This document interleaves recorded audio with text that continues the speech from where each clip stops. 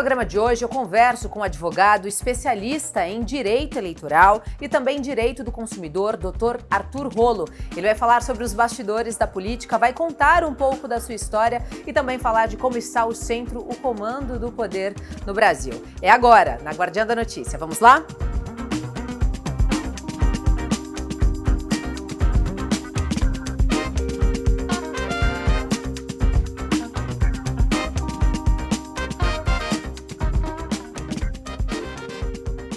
Doutor? Tudo, e aí? Tudo bem? Aqui é o escritório, então, de um dos melhores advogados eleitorais do Brasil.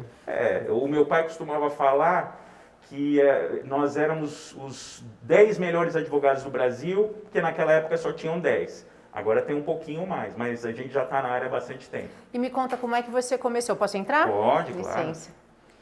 Como você começou, como é que você se interessou pelo direito eleitoral? Bom, na verdade, foi o meu pai que começou advogando na área eleitoral. O meu pai era funcionário da Justiça Eleitoral e conheceu a minha mãe, Gabi, entregando o título de eleitora para ela. A minha mãe foi lá retirar o título e meu pai que acabou entregando o título da minha mãe. Então, a gente pode dizer que eu e os meus irmãos somos frutos da Justiça Eleitoral. Aí, depois, o meu pai saiu do TRE de São Paulo, abriu um escritório de advocacia e, na medida em que os filhos foram crescendo, foram indo trabalhar com ele. Eu não queria fazer direito, eu queria fazer agronomia. Eu cheguei a ir fazer agronomia em Botucatu, na Unesp de Botucatu. E voltou? Só que eu fiz 2 semanas. E aí o meu pai falou para mim, olha, você passou aqui na Faculdade de Direito de São Bernardo do Campo. E aí eu saí lá de Botucatu, já fui direto para São Bernardo.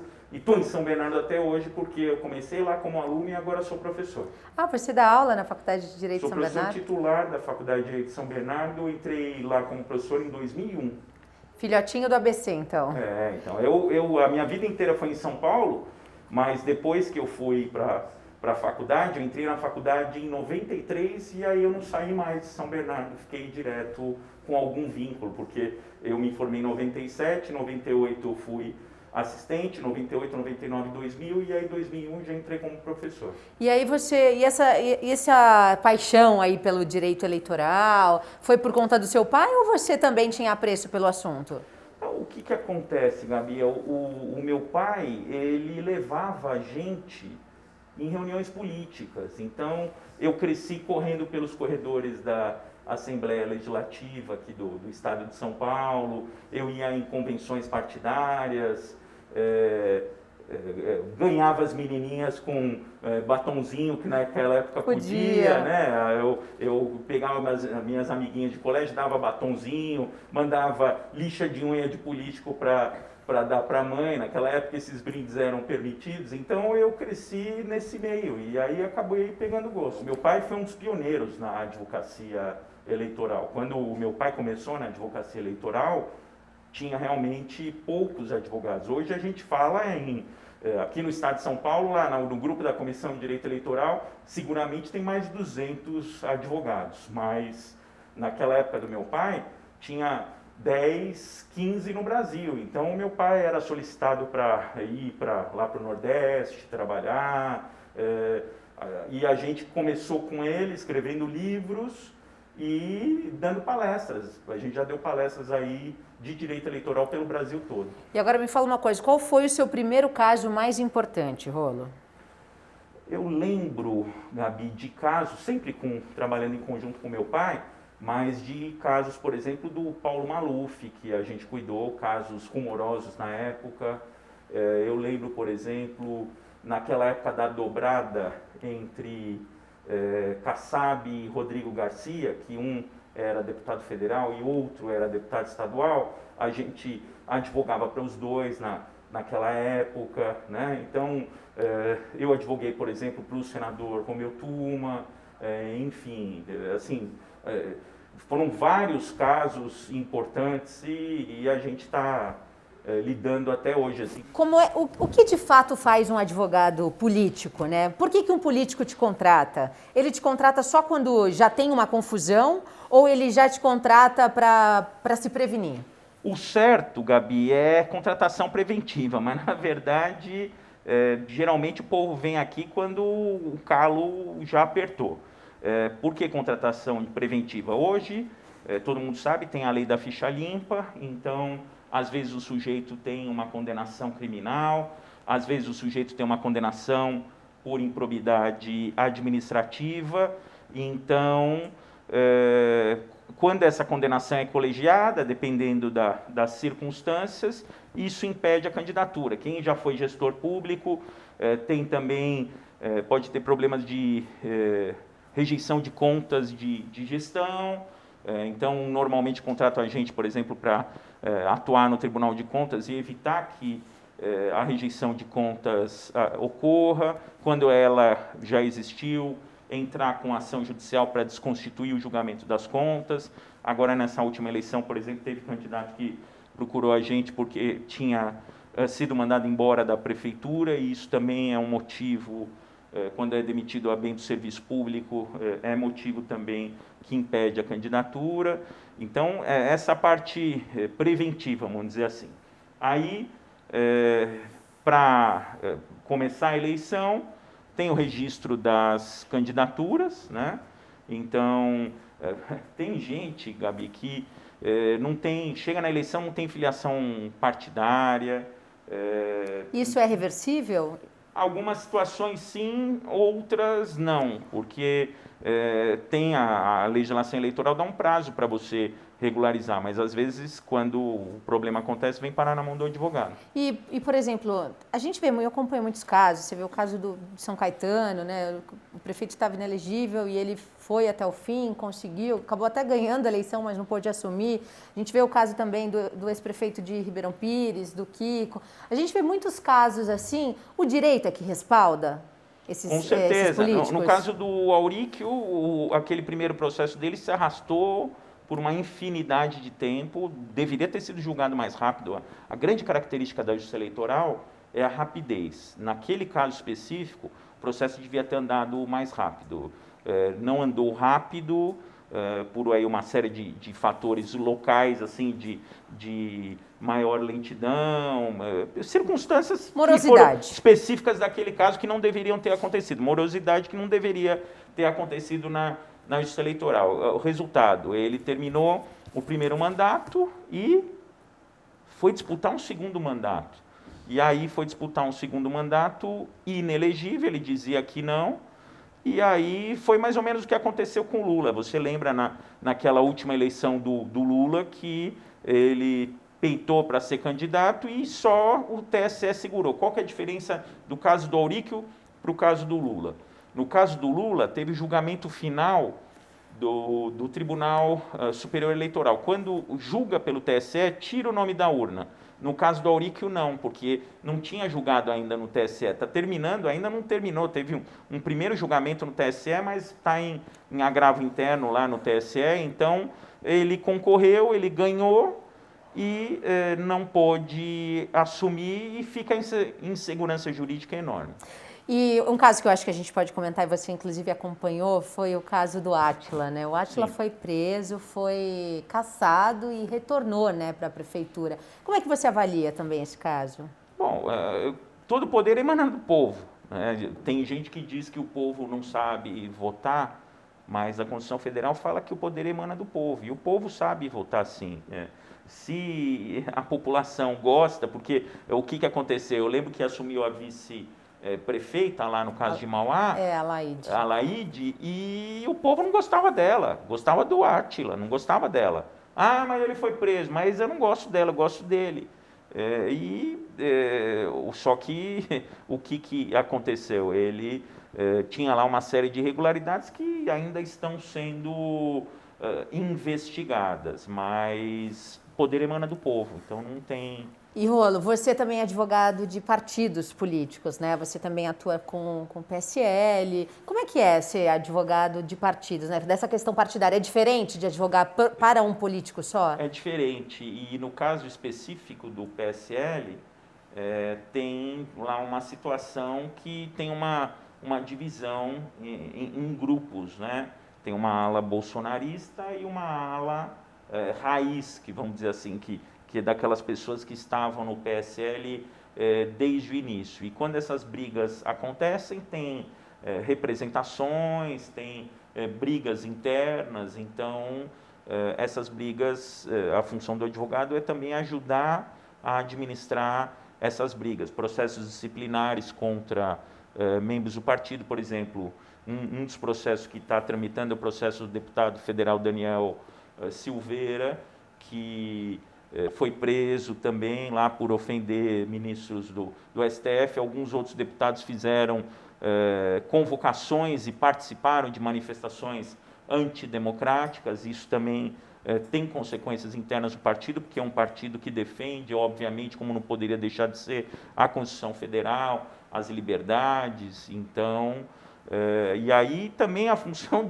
do advogado do partido é ver tudo o que está acontecendo. Por exemplo, os contratos que são firmados pelos partidos, que têm as prestações de contas junto ao TSE, dar transparência para esses gastos, verificar os contratos, se os contratos estão bem redigidos, estão redigidos de forma que proteja o partido, e as questões das filiações partidárias também, a forma de fazer a filiação partidária, porque, por exemplo, tem partido político que faz a filiação no site, e depois uma pessoa se filia no lugar da outra, coloca o nome da outra na hora de se filiar, e isso gera consequências, inclusive, de indenização para os partidos. Enfim, é um pouquinho diferente. Agora começam as campanhas, né, de filiação, os partidos Sim. Já estão tudo aí começando. Ô, Rolê, me fala uma coisa, como é que é ser advogado de grandes políticos também, assim, para você? Você advoga para prefeitos, para políticos renomados, né? Eu sei que existe uma ética que você não pode falar os nomes aqui para a gente, mas como é que é trabalhar para esses políticos? Geralmente são pessoas que sabem o que querem e são pessoas que respeitam a orientação do advogado desde que você as convença. Então, um primeiro trabalho é de convencimento do cliente, porque não basta você falar, olha, é assim. Com outros clientes, você dá orientação, você fala, ó, o caminho é esse. Esses políticos mais importantes, quando você fala o caminho é esse, ele vai falar, por que o caminho é esse? Ou você dá as opções, dá para você ir por aqui ou dá para você ir por ali. Se você for por aqui, os riscos e os benefícios são esses. Se você for por ali, os riscos e os benefícios são aqueles. Então, dá um pouquinho mais de trabalho no sentido de convencimento aí das estratégias, e geralmente são pessoas que... Político, você está acostumada também, que você também está na área, que político geralmente dorme pouco, né?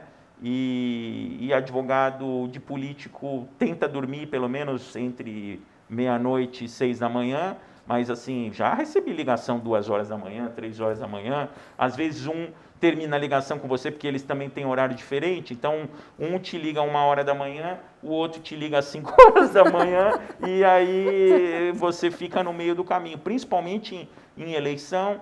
Não tem sábado, domingo e feriado, isso é praxe no direito eleitoral, mas às vezes tem poucas horas de sono, e o período de campanha é um período extremamente estressante. Normalmente são pessoas que gostam de atenção, alguns até querem exclusividade, e aí você tem que ficar se dividindo e tem que ficar dormindo nos intervalos. E você gosta de tudo isso? Eu gosto, mas eu vou dizer para você o seguinte... o período de campanha eleitoral é um período tão duro para o advogado que exige uma preparação anterior e uma recompensa posterior. Então, o que eu costumo fazer? Primeiro, eu sei que você gosta de esportes, eu também gosto. Esporte, para mim, é fundamental para aliviar tensão. Você dá soco, eu dou raquetada na bolinha, né? Então, eu jogo tênis para aliviar o estresse, eu faço natação para manter aí a força e etc. Então, o esporte é fundamental. Faço, geralmente, todo ano de eleição, um check-up mais completo para saber como é que está a minha saúde e tudo, porque as emoções são fortes. Pessoal, você também é advogado especialista em direito do consumidor. Como é que você divide as duas áreas? Então, é uma coisa que também o povo não entende muito, né? Pô, como que ele é advogado especialista em eleitoral e consumidor? Porque não são áreas próximas. Mas o que aconteceu? A minha área profissional do escritório acabou indo para o lado da área do meu pai, o direito administrativo e o direito eleitoral, o direito político, a advocacia para os políticos. E na área acadêmica, eu, por força do destino, eu quis entrar no direito administrativo, no mestrado da PUC, e não consegui. Não consegui. Eu tentei entrar e não consegui. E eu consegui entrar numa área que era a área mais próxima, que era dos direitos difusos e coletivos. Talvez a mais próxima fosse o direito constitucional, mas eu fui para a área dos direitos difusos e coletivos, que envolve direito ambiental, envolve direito do consumidor, envolve direito da criança e do adolescente, envolve as ações coletivas, que aí tem um ponto grande de junção com o direito político, porque eu cuido muito de ações de improbidade, ações civis públicas. E aí o que aconteceu? Eu comecei a assistir às aulas de direito do consumidor, aí eu me apaixonei. E aí eu prestei o concurso lá na Faculdade de Direito de São Bernardo do Campo, esse concurso eu prestei no início de 2003, e aí fui aprovado, e desde então eu dou aula lá de direito do consumidor dentro da matéria de direitos difusos. E você também fala para grandes veículos de imprensa, vive, né, expondo aí as questões da realidade do direito do consumidor. Como é que é tudo isso, né? Como é que você se atualiza? Você participa dos órgãos também respectivos desse assunto? Então, essa parte também foi interessante, porque lá no escritório a gente sempre teve uma assessora de imprensa, e o meu pai dizia o seguinte, que no direito eleitoral, todas as entrevistas eram centralizadas nele. E aí eu falei, bom, ele está centralizando as entrevistas no direito eleitoral, eu vou para o direito do consumidor. Então, a assessora de imprensa começou a trabalhar a imagem dele, do escritório centralizada do meu pai em direito eleitoral, e em mim no direito do consumidor. E aí eu comecei a virar referência. E mais recentemente, em 2017, eu fui secretário nacional do consumidor. Entre 2017 e 2018, eu fui secretário nacional do consumidor. Aí, e eu achava que, naquela época que eu fui secretário, que eu já era conhecido em outros estados. Eu fui ver que não era conhecido, eu fiquei conhecido quando eu realmente fui para a Secretaria Nacional do Consumidor, que aí eu percorri o Brasil inteiro, aí eu comecei a interagir com o Brasil inteiro, e aí a exposição aumentou bastante. Você é casado? Eu sou casado, tenho 2 filhos e agora, recentemente, um cachorro, que eu quis dar o nome de CDC para ele, que é Código de Defesa do Consumidor, mas os meus filhos não deixaram, aí virou Choco, de chocolate. Você acha que a eleição de 2022 já começou? Com certeza, essa CPI da Covid vai dar o que falar. A gente estava comentando dessa última fala do presidente Bolsonaro, de atacar mais uma vez a China. Inclusive, um dos meus clientes é o deputado Fausto Pinato, que é presidente da Frente Parlamentar Brasil-China, que chegou até a cogitar do presidente da República não estar no pleno exercício de suas faculdades mentais, mas o fato é que a China, que já estava segurando as vacinas por questões diplomáticas envolvendo o governo brasileiro, agora vai segurar mais. E isso vai ter reflexo na vacinação da população, vai ter um reflexo político e, quem sabe, venha aí o impeachment. Porque eu, por exemplo, já assessorei o deputado Alexandre Frota em um pedido de impeachment contra o presidente Jair Bolsonaro. Em uma dessas, ele faz tanta coisa que eu, para ser sincero para você, eu já nem lembro mais qual dessas questões que ele fez que gerou o pedido de impeachment. Mas, sem dúvida nenhuma, a briga com a China, no momento em que os brasileiros precisam ser vacinados, é um motivo sério, sim, para um pedido de impeachment. E você, é claro, vai estar acompanhando tudo aí no bastidor, no comando aí do poder, né, Rolo? Obrigada, viu, pela sua participação. Eu que agradeço, obrigado pela visita, foi um prazer recebê-la aqui.